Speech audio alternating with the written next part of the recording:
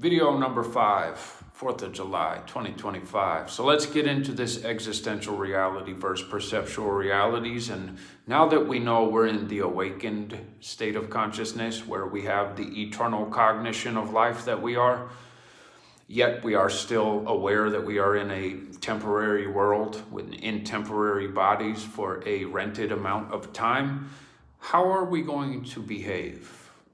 What are the principles, qualities, and experiences we wish to experience knowing this now from the awakened state? Well, I can speak for myself. Bliss, spiritual ecstasy, that life is eternal, it's benevolent, and it's ourself. Be blissful. Be blissful. Number 2, do everything in your spiritual power from the awakened state to build the greatest material and spiritual existence for yourself and everybody around you globally, if possible.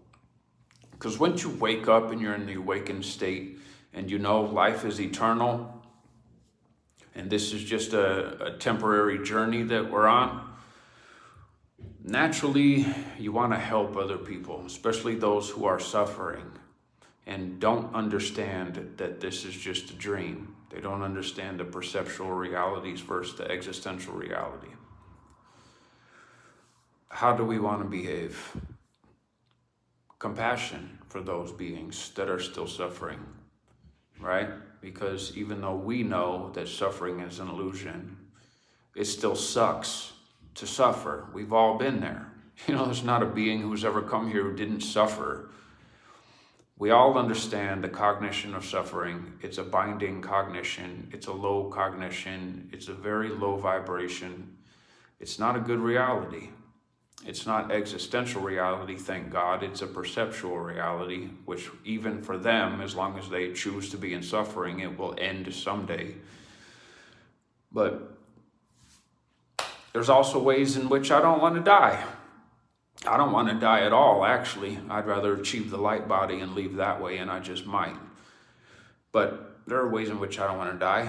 I don't like pain. I don't want to die painful. I don't want to die agonizing. I don't want to suffer for a long amount of time.